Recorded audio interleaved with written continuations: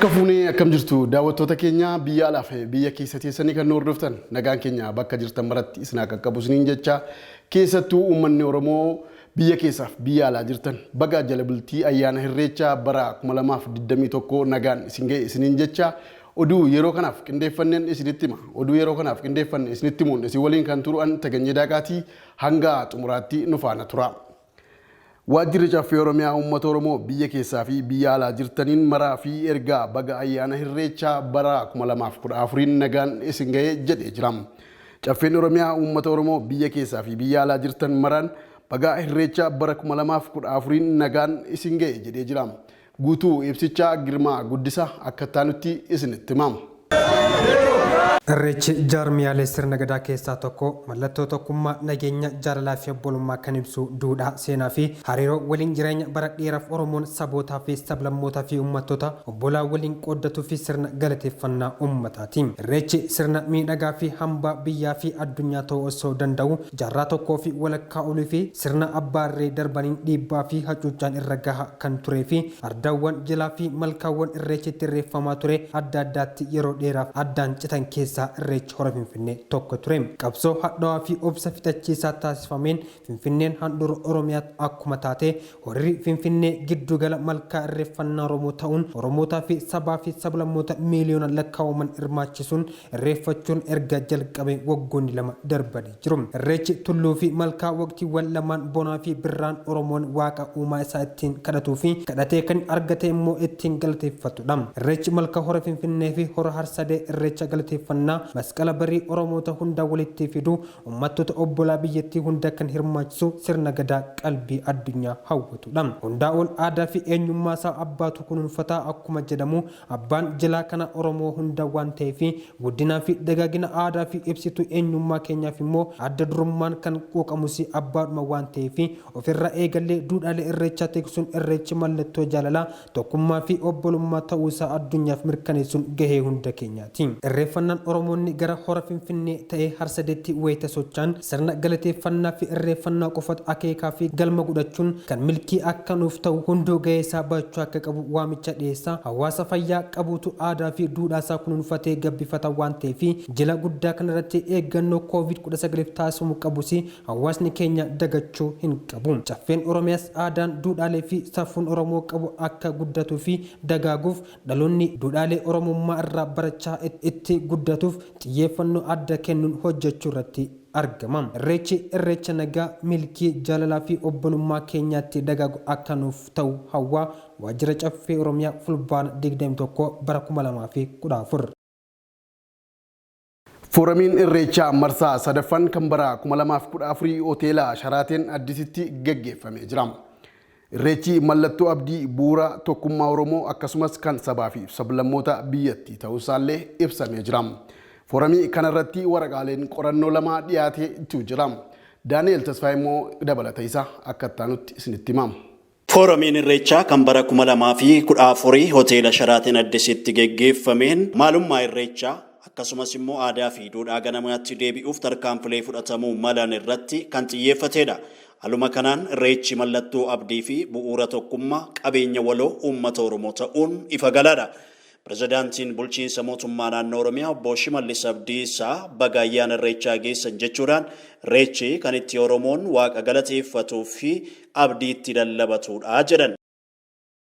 Duraan dursee hundi keessaniyyuu baga ayyaana Irreechaatiin isin ga'e nuun ga'e jechuu barbaada. Irreechi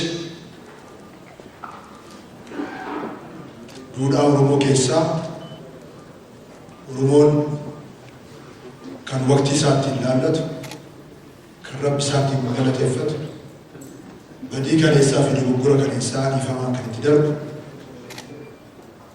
ifa boruutiif immoo abdii kan itti hidhatu, ayyaana guddaa, duudhaa guddaa. Oromoon uumama isaa irraa kaasee uummata uumaa isaa beeku, waaqa isaa beeku, waaqaaf uumama isaa faana immoo uumaa fi uumamaa isa faana jiraatu faana akkaataa itti jiraatu uummata beeku, uummata falaasama guddaa qabu. Aadde Adaanach Abeebee kantiibaan bulchiinsa magaalaa Finfinnee foorumii kanarratti yaada laataniin irreechi tokkummaa fi jaalallee kanarraa baratamu ta'uu himan. Kabajamtoota uummata Oromoo fi uummata Itoophiyaa hundaa duraan dursa baga ayyaana irreechatiin nagaadhaan ittiin nu ga'e jechuun barbaada. Irreecha waggaa kabajnu duudhaa kanarraa waa hedduu barachuu dandeenya. Duudhaan irreechaa biyya ijaaruuf, biyya cimsuuf, tokkummaa fi jaalala uummata keessatti jajjabeessuuf duudhaa hedduu irraa barachuu danda'anidha. Daarektarri giddugala aadaa Oromoo fi walitti qabaan koree sagantaa kanaa kan ta'an obbo Kabbadaa Deessisa irreechi jaarmiyaalee sirna gadaa ta'uu ibsuun irreechi kan guyyaa tokko qofaa kan taane dubbatan. Duraan dursee bacaqii gannaa baatanii booqaa birraa agartanii foorumii irreechaa sadaffaa irratti hirmaachuudhaaf baga nagaan dhuftanii anaa dhufu isiniin jechuun barbaada.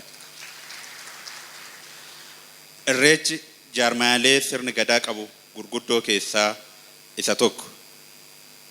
Ayyaanni irreechaa ayyaana waggaa ta'uudhaan olitti duudhaalee hedduu kan of keessaa qabu calaqqee falaasamaa fi qaroomina Oromoo ganamaati.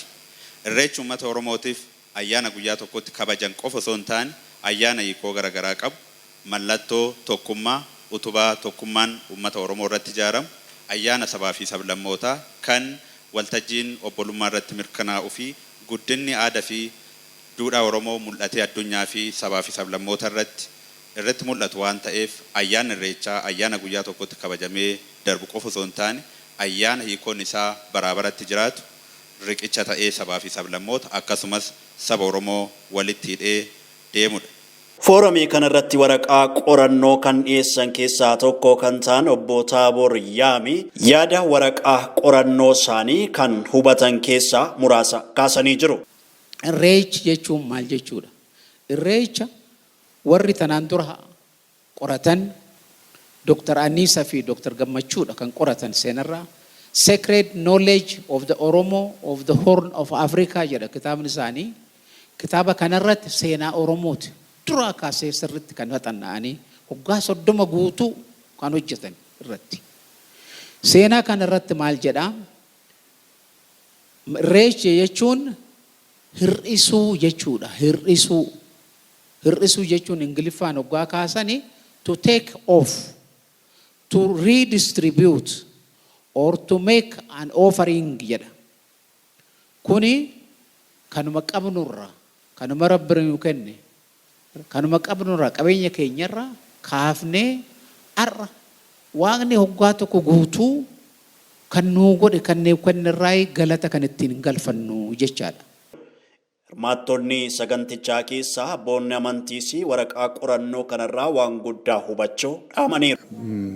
Taaboor Yaamii abbaan gadaa immoo maal jedhanii kuni maal hin dhageenye kanaan dura jedhan akkamittanii ka'anii irreecha jechuun kennaadha. Kennuudha. Maal kennita? Wanna qabdurraa hir'istee kennita jechuudha. Keetirraa hir'isii kenni jechuudha. Ayyaanni irreechaa of qofa jaalataa miti. Ofumaa yaadaa miti. Namni qabaatan immoo hir'isee kenna. Galfata hortee kushkanumaa ganamaa gooroo argaa dhageetti duudhaa Oromummaa bu'uura kordalbii ulaa ganamummaa irreechi irreedha ittiin tokkummaa galfata. Irreechi horaa Finfinnee guyyaa boruu kabajamuu karaa nagaan akka kabajamuu fi qaamoleen nageenyaa qophii xumuruun gara hojiitti galuu isaanii koomishiniin poolisii magaalaa Finfinnee beeksisee jira. Ayyaana galateeffannaa jaalala nageenyaa fi dhiifamaa ta'e kana Itoophiyaatti sadarkaa biyyoolessaatti sagantaan garaagaraatiin kabajamuuf qophiin xumuramee jiraachuun isaa ibsamee jira. Ayyaanichi nagaan akka kabajamuu fi raayyaa ittisa biyyaa tajaajila odeeffannoo fi nageenyaa biyyoolessaa poolisii federaalaa, poolisii Oromiyaa fi poolisii magaalaa Finfinnee biiroo nageenyaa fi tasgabbii magaalichaa akkasumas qaamolee dhimmi ilaallatu waliin qophiin xumuramee jiraachuudha koomishinichi kan ibse. Ayyaana namoonni hedduun kabajan kana nageenya isaa eeguun akka kabajamuu fi qaamoleen nageenyaa hundi qophii barbaachisaa ta'e hunda xumuruu isaanii koomishiniin poolisii magaalaa Finfinnee beeksisee jira. Daawwattoota keenya oduun keenya akkumatti fufetti jira wayitaa oduu irreechaa keessaa baanu. Komishiniin mirga namoomaa Itoophiyaa naannoo Beenishaangul Gumuzitti namoonni 145 ol hidhattootaan butamanii jiraachuu beeksisee jira. Hidhattoonni kunneen kaayyoo keenya hin deeggarre sababa jedhuun jiraattota kana butan kan jedhu komishinerichi iddoowwan masharaa fi ekfaat jedhamutti to'annoo isaanii jala oolanii jiraachuudha kan himamee jiru. Lalisaa Alamuu immoo bal'ina isaa qindeessee jira. Komishiniin mirgoota namoomaa Itoophiyaa naannoo Beenishaangul Gumuz godinaalee Matakkalee fi Kamaashiitti hidhattoonni namoota nagaa hidhannoo maleeyyii ta'an namoota 145 ugguruu isaanii beeksise. Komishinichi haala nageenya naannichaa jiru ilaalchisuun gabaasa baaseen akka lakkoofsa Itoophiyaatti fulbaana 14 bara 2014 irraa qabee jiraattotaan hidhattoota Gumuz humnoonni jedhaman haleellaa kana qaqqabsiisaniiru jedha komishiniin mirgoota namoomaa Itoophiyaa kun. Kanneen haleellaa kana jalaa baqatan natti himuudhaan akkan wabeeffadheetti akka jedhu komishiniin mirgoota namoomaa Itoophiyaa humnoonni kunniin daa'imman dubartootaa fi jaarrolee dabalatee namoota 145 ta'an dhalattoota saba Gumuz ta'uun ugguruu isaanii ifoomseetii jira. Hidhattoonni kunniin kaayyoo keenya hin deeggarre namoota ittiin jedhan adda fo'uudhaan sababa addaatiin uummata kana adda fo'uun Marshaawaa fi Ikfaat bakka jedhamanitti to'annoo isaanii jala oolfataniiru jedha komishiniin mirgoota namoomaa Itoophiyaa. Dabalataanis kanneen ugguraman keessaa yoo xiqqaate namoonni 2 hidhattootaan ajjeefamuu akkasumas immoo kaan haala hamaa keessa jiraachuu komishiniin odeeffannoo argadheera jechuun gabaasa. Naannichatti keessattuu akka lakkoofsa Itoophiyaatti amajji bara 2013 irraa eegalee haleellaa irra deddeebiin aanaa Seedaal irratti raawwatamuun jiraattonni hedduun qeerraa buqqaanii gara iddoo biraa godaananiiru jedha. Ji'a bitootessaa bara 2013 irraa eegalee ammoo waajjiraaleen mootummaa cufamuu isaanii jiraattonni itti himu komishinichi gabaasa isaa guyyaa jimaataa baase kanaan ifoomseera. Haleellaa dhiyeenya kana fulbaana 14 mudateen booda hordofee jiraattonni aanaa Seedaal 5,000 ta'an kanneen qeerraa buqqa'an yeroodhaaf mooraa bulchiinsa aanichaatti dahatanii akka jiranis komishiniin mirgoota namoomaa Itoophiyaa kun ni gabaasa. Komishiniin mirgoota namoomaa Itoophiyaa fulbaana 16 bara 2014 irraa eegalee naannichatti humnoota nageenyaa fi hidhattoota gidduutti waraanni adeemaa jiraachuu hubadheeraa kan jedhu waggaa ta'u fulbaana 9 irraa qabee ammoo jiraattota gara magaalaa Daalattiitti baqachiisuuf yaalamaa akka jirus hordoffii taasiseen bira gaheetiin jira jedha. Ta'us hidhattoota naannichatti socho'an to'achuuf humni nageenyaa bobba'ee gahaa akka hin taane aangawoonni aanaa Seedaalii fi jiraattonni bakka sana baqatanii himuu isaanii komishinichi gabaasa isaa keessatti eeree jira. Hoogganaan komishinii mirgoota namoomaa Itoophiyaa Dr. Daani'el Baqqalaa taatee kana ilaalchisuun jiraattonni ugguramanii jiran rakkoo hamaaf akka saaxilamanii fi kanneen buqqaanii dahoo yeroo keessa jiran gargaarsi namoomaa isaan barbaachisu bira ga'uuf hojiin atattamaan akka hojjetamuu qabu ibsa kana keessatti gaafataniiru. Naannoo Beenishaangul Gumuzitti haalaa fi nageenya jiraattotaa godinaalee Matakkalii fi Kamaashiitti argamanii mirkaneessuuf tarkaanfiiwwan mootummaa federaalaa fi koomaandi poostii naannichaan fudhatamaa jiran haala saffisiisaa fi fooyya'aa ta'een jabaachuu akka qabus Dr. Daani'el Baqqalaa ibsa kana keessatti yaadachiisaniiru. Naannichatti godinaalee Matakkalii fi Kamaashiitti haleellaa irra deddeebiin hidhattootaan raawwatamaniin lubbuun namoota siviilii akkasumas qabeenya isaanii miidhaan irra gahaa tureera jedha komishiniin mirgoota namoomaa Itoophiyaa kun. Haa ta'u malee tarkaanfiiwwan mootummaa federaalaa fi naannoon fudhataman gahaa waan hin taaneef rakkoo kana haala waarawaa ta'een furuun furmaanni hunda hammate akka barbaadamus gaafateetii jira. Ji'ootan dura godina Kamaashii keessatti kan argamtu aanaan Seedaal hidhattootaan guutummaan guututti to'atamuu ishee komishiniin poolisii naannichaa himuun isaa ni yaadatama. Hidhattoonni Gumuz paartii Gohaadeen jalatti socho'aa jiran mootummaan kan himate kunniin haleellaa yeroof raawwataniin guyyoota lamaaf magaalaa aanaa Seedaal kan taate Diizaa to'ataniitii turan. Komishiniin mirgoota namoomaa Itoophiyaa rakkoowwan sababa waraanaatii fi taateewwan garaagaraa beelaa mudatan biyya keessatti mul'atuuf ibsa yeroo adda addaatti baasa. Komishiniin mirgoota namoomaa Itoophiyaa qaama walabaa wayita ta'u haala Beenishaangul Gumuz keessatti ta'aa jiru kana ibsa arra baaseen ifoomseetii jira.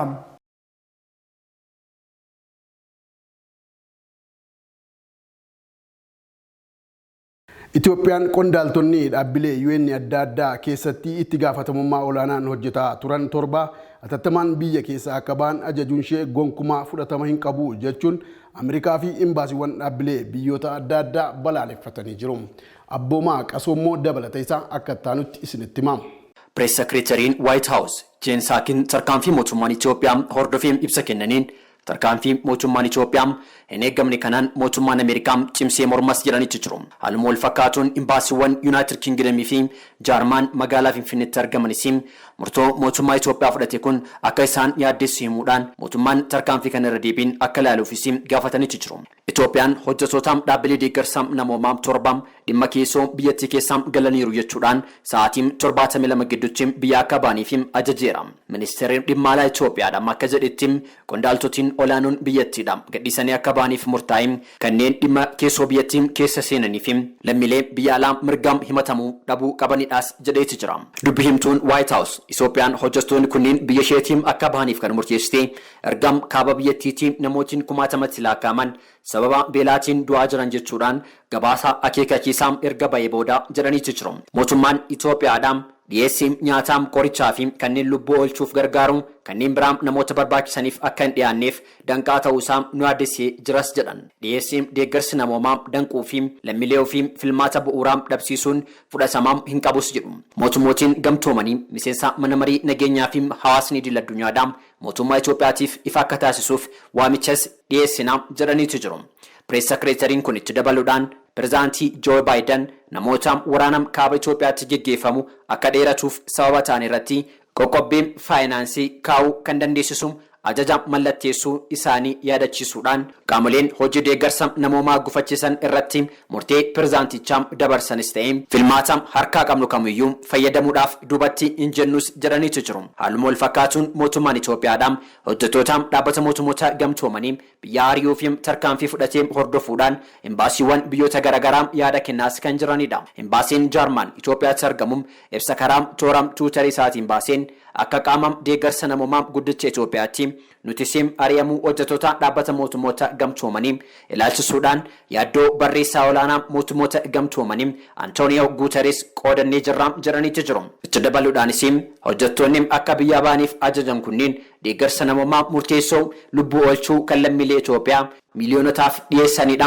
jedheeti jira. Imbaasichi ministeerri haajaa alaa Itoophiyaadhaan ajaja kana akka kaasuufis waamicha godheefii jira. Imbaasiin United Kingdom Itoophiyaatti argamus haaluma wal fakkaatuun tarkaanfii mootummaan Itoophiyaa hojjettoota dhaabbata gamtoomanii sadarkaa itti gaafatamummaa adda addaa irratti argaman biyya akka ba'aniif fudhatee yaadda'uu ibsuudhaan imbaasichi Itoophiyaan biyya rakkoo namoomaa hedduu keessatti argamtuudha. Dhaabbanni mootummoota gamtoomanii ammoo deeggarsa namoomaa ulaagaa duudhaan hojimaata irratti hundaa'ee dhiyeessuudhaan fedhiiwwan loogii tokko malee kan guutamedha jedheeti jira.